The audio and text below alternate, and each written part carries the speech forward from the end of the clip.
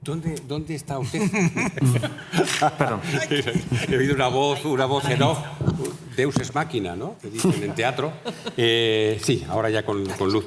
Bueno, en realidad yo soy filólogo, mi compañero de proyecto Álvaro Cuéllar es filólogo también, pero con muchas veleidades de la física. De hecho, hizo carrera de físicas y luego se pasó a humanidades y luego quedó absolutamente enganchado por el teatro, ¿no? Y en realidad el modelo lo desarrolla Style. Nosotros nos valemos de un programa que analiza estadísticamente el léxico según los parámetros que tú quieras. A medida que vas probando prueba-error, vas decidiendo, por ejemplo, que las 2.000 palabras tiene que tener un texto para tener una cierta fiabilidad el resultado. En fin, hay distintos parámetros con los que puedes jugar. Es un programa abierto y lo que consiste en comparar el número de palabras más frecuentes que tú determines. Nosotros hemos creído que con Teatro del Siglo de Oro funcionan muy bien las 500 palabras más frecuentes del texto que quieres comparar, La francesa Laura, Mujeres y criados, con las 500 palabras más frecuentes de cada una de las 2.999 obras restantes. Entonces, compara ese léxico con el otro léxico. En ese léxico, por supuesto, entran las palabras significativas, pero al final de haber entrado las palabras vacías, que son las palabras sobre las que menos control tenemos los hablantes. Si nosotros podemos intentar ser cultos porque decimos palabras cultas, pero es muy difícil que controlemos qué conectivos utilizamos, qué adverbios, qué conjunciones, qué preposiciones primamos sobre otras. Y eso nosotros no nos damos cuenta, pero sí que lo aprecia el programa, sí que lo compara con el resto de usos y al final arroja unas cifras de diferencia, de distancia, según la medida de distancia delta, y lo que más se acerque al cero es lo que está más cerca de la obra que tú analizas. Cuando nosotros metemos la francesa Laura, que procedía de un OCR automático, de repente vemos que las 40 obras que más se acercan en usos léxicos, de acuerdo con los parámetros que hemos marcado, son de Lope de Vega. Ahí tiene que pasar algo, y sobre todo ahora que ya tenemos experiencia, cuando eso ocurre, es muy difícil que esa obra no sea de Lope de Vega, aunque luego tengas que demostrarlo por criterios filológicos, utilizando todo tipo de herramientas, documentos, métrica, estilo, etc.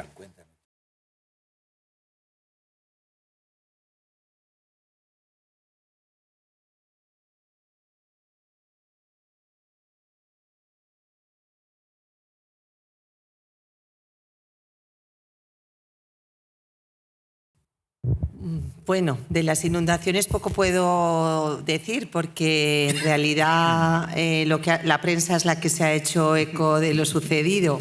No ha sufrido las colecciones, de hecho sabemos que no ha habido daños, que inmediatamente se vaciaron las estanterías y entonces no ha habido daños.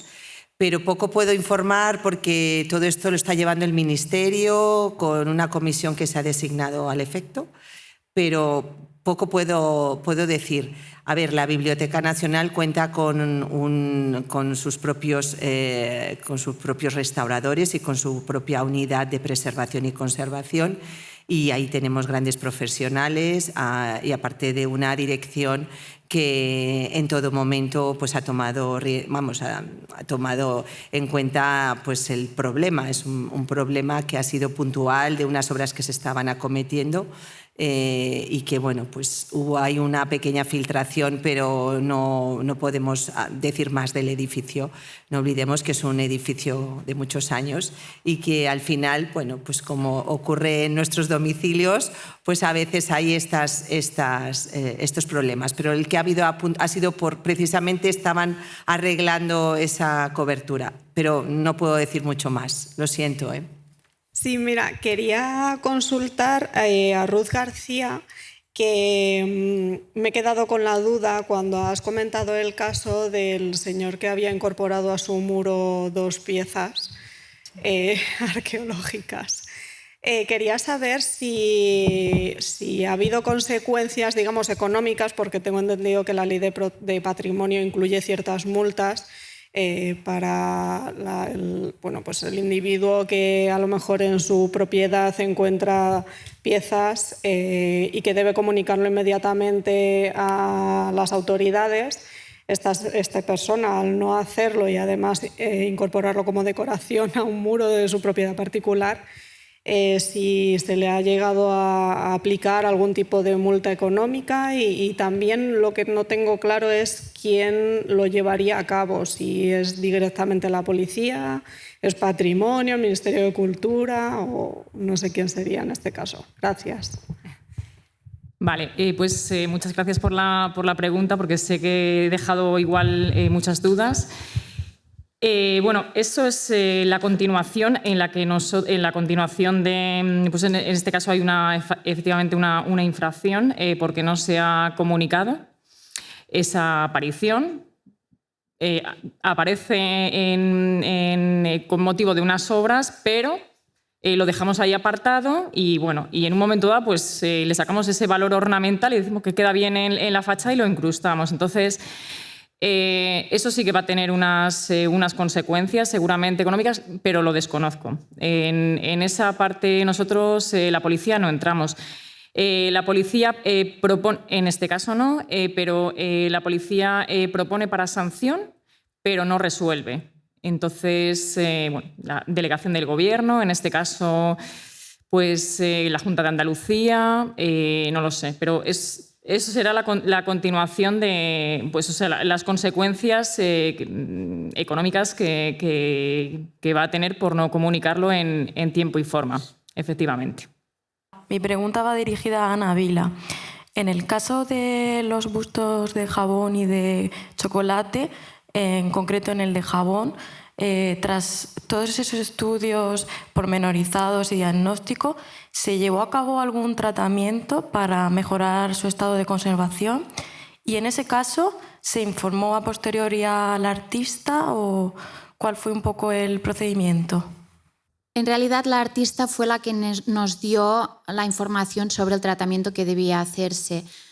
Luego aplicamos un poco nuestro criterio de conservación en el conjunto. En realidad lo volvimos a sus condiciones, estabilizarlo en condiciones óptimas, y la restauradora hizo unas pequeñas actuaciones donde habían los goterones más marcados, pues se limpiaron.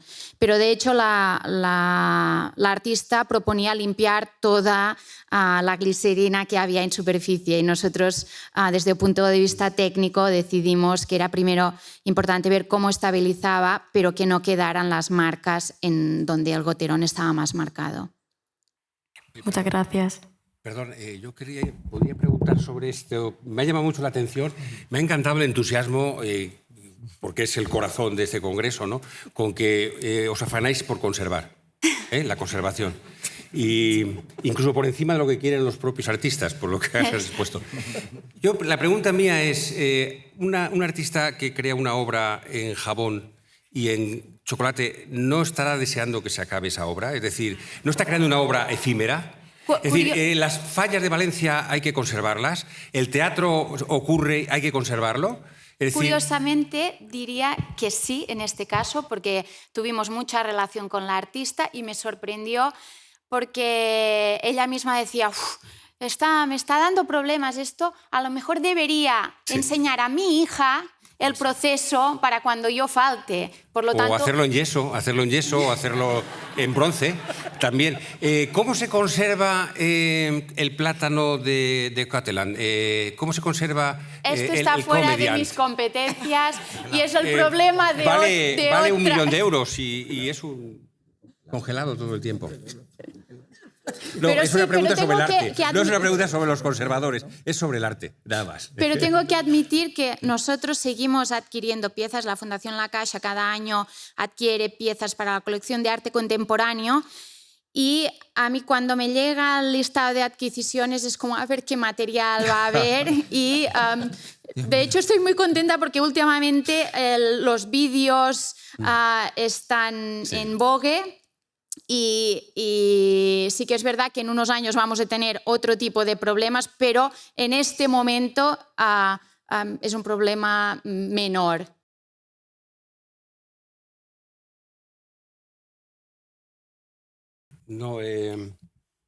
no creo que se pudiera aplicar lo que aplicamos nosotros en ETSO, por una razón de cantidades, de volumen de obra escrita. El éxito de la francesa Laura sabemos que no fue tanto por Lope de Vega como porque los titulares ponían inteligencia artificial. Llegó a todos los periódicos del mundo. Estuvo en Le Figaro, Guardian, Times, en telediarios de la televisión suiza. En fin, no dábamos crédito a aquello. Y nos entrevistaban. Y mi compañero Álvaro Cuella le preguntaron, creo que de Times, le preguntaron, ¿se puede hacer esto con Shakespeare? Y dice, no, con Shakespeare no, porque era un vago. Y escribió muy poco. Claro, aquí cuanto más cantidad, más seguridad. Entonces es muy difícil cuando solo se conservan 30 y tantas obras, si existió Shakespeare, es muy difícil hacer esos cálculos, a diferencia de Lope, que se conservan 361 y de Calderón, que se conservan 200 y pico. Cuanto mayores cantidades, los análisis estadísticos son más certeros.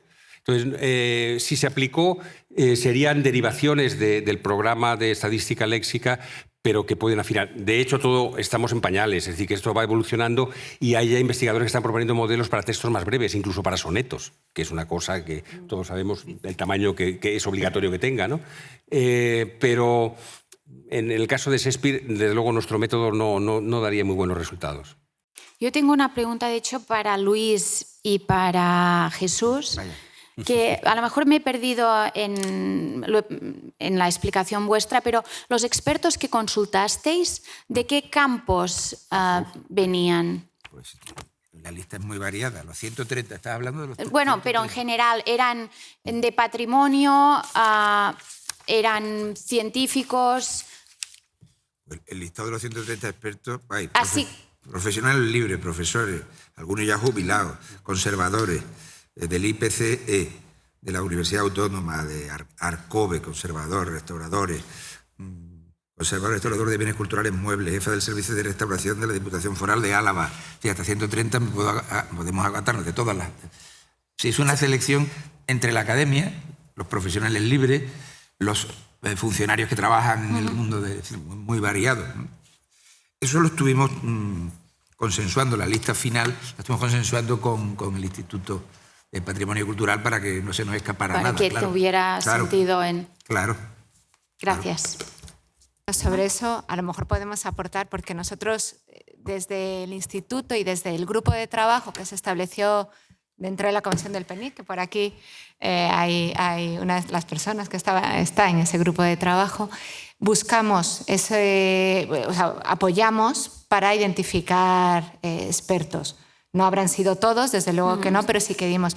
Y claro, pues aportan desde los ámbitos que entendemos, ¿no?, que en este tipo de foros son representativos. Entonces, en ese sentido, claro, había personal de universidades, de instituciones culturales, museos, de centros de conservación, restauración. O sea, intentamos darle la mayor variabilidad posible para que fuera, ¿no?, la población más representativa, y también intentamos buscar en esa selección diferentes diferentes edades.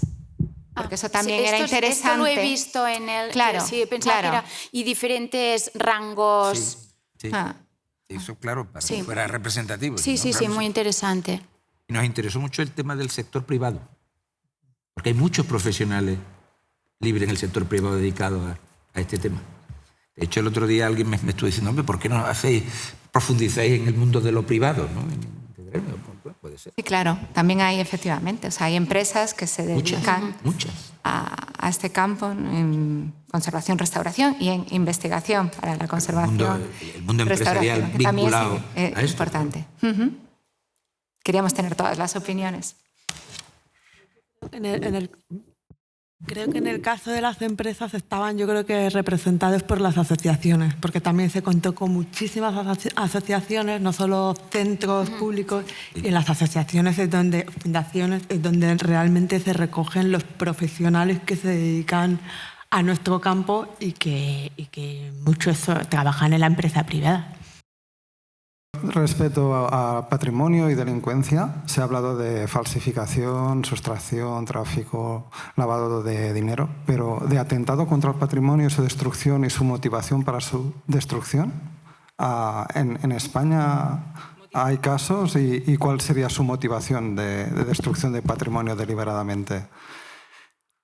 Buena pregunta. La motivación, una de las motivaciones creo que es el móvil económico, sin duda alguna, porque la destrucción del patrimonio, me estoy pensando, perdón, no sé si estoy orientando bien la respuesta, estoy pensando en el expolio arqueológico, por ejemplo. Eso genera un montón de dinero. Como adelantaba anteriormente, no solamente es la extracción de la pieza, es el blanqueamiento de la pieza en el sentido estricto, donde entra en juego pues, una labor de restauración, o sea, gente que se mete dentro de ese engranaje criminal para finalmente sacarlo al mercado lícito, que es el que más, a través del que más beneficios se obtiene, más que a través del mercado ilícito, pero para ello hay que crear pues, todo un corpus documental, o sea, crear documentación ad hoc para poder, perdón por la repetición, crear una procedencia falsa y evitar cualquier pista que lleve al expolio. No sé si... No sé más motivos por los que se destruye el patrimonio. Vandalismo. Pero en el tema de la arqueología, sobre todo, creo que el móvil económico es uno de los que más entra en juego, sí, desgraciadamente.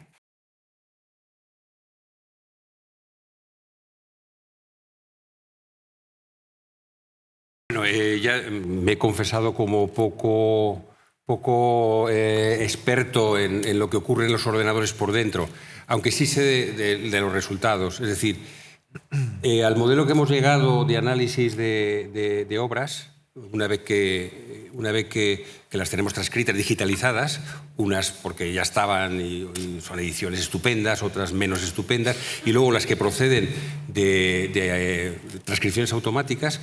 Una vez que entran, lo que nosotros sí podemos marcar es qué parámetros queremos usar para la comparación. Por ejemplo, le podemos decir lo que he dicho antes, que sean las 500 palabras más frecuentes, que sean las 1000. Y ya es el ordenador el que las elige. Él ve todo, analiza toda la obra y ve cuáles son las 500 palabras que se repiten más, o las 1000, o las 200, o las 100. Según lo que quieras buscar, puedes utilizar un modelo u otro para encontrar la mayor eficacia.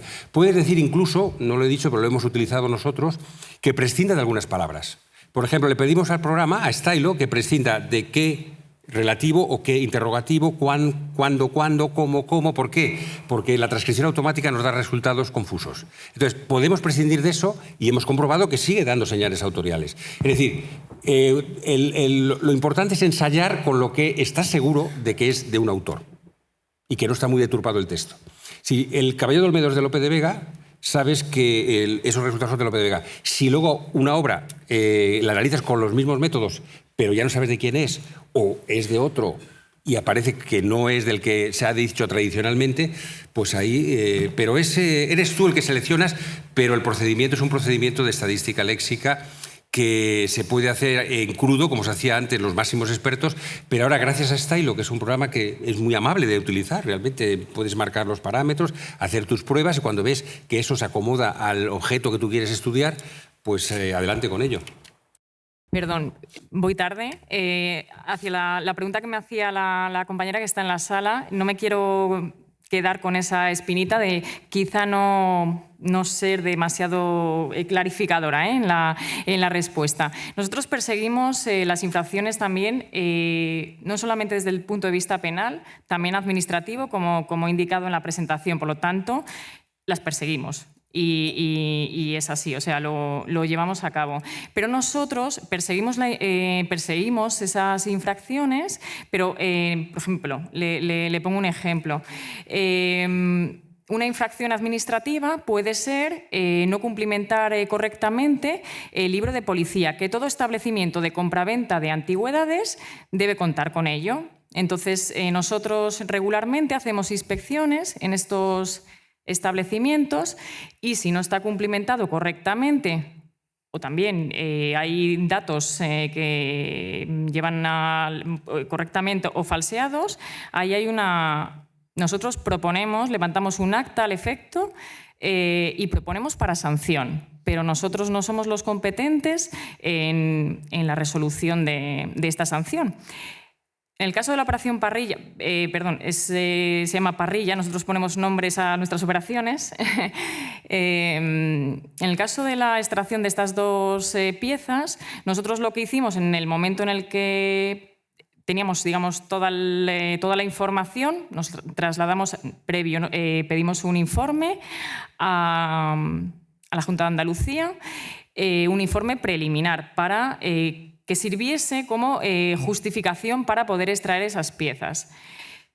Eso pasa directamente ya a la Junta de Andalucía y en ese caso en concreto nosotros no hemos propuesto para sanción, pero sí que será la Junta de Andalucía la que determine si es sancionable o no, que debería de serlo, porque todo hallazgo posterior a la Ley de Patrimonio, desde que entra en vigor la Ley de Patrimonio Histórico, debe ser comunicado. Y luego tener en cuenta también la legislación de cada comunidad autónoma, que esa es otra. Pero bueno, todo hallazgo debe de ser comunicado a la autoridad competente en tiempo y forma. No sé si ahora mismo fui más clara. Pues con esto, gracias por vuestra atención. Ahora tenemos la pausa de la comida. Volvemos a las 3:30 con la sesión de pósters y a las 4 empezamos de nuevo con las sesiones de tarde. Pues gracias por vuestra atención.